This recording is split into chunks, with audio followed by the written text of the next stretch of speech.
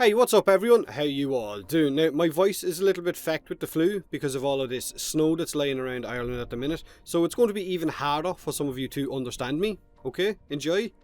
Now, with last night's update, we got our new Octavia Deluxe skin. This is it.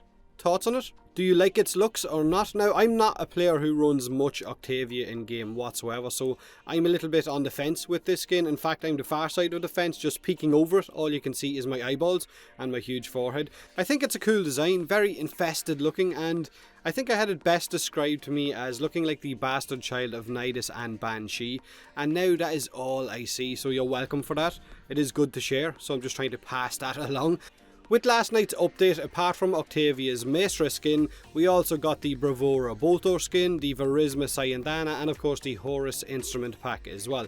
All of this can be gotten as a bundle in the marketplace for the low price of 245 platinum. So if you need platinum, go out, sell some prime parts, sell some mods, sell some arcanes, sell whatever the hell you need in order to buy that bundle if you want to buy it. Now, raids are officially gone from Warframe. Raid lovers have been cast out and told to find something better to do with their time. Until, of course, raids return at a future date, because we all know that that is totally going to happen. Right? Yeah, ain't fucking not coming back. You're never going to see raids again. Never. What do you mean, Dark Sector?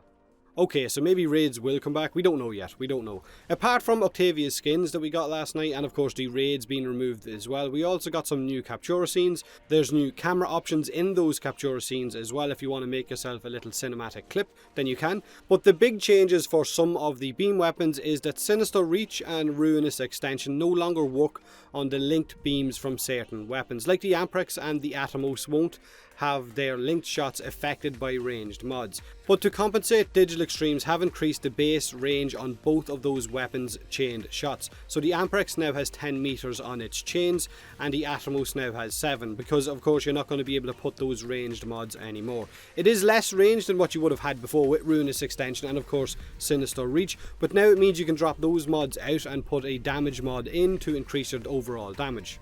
So they are still both incredibly good at clearing out rooms if you need to.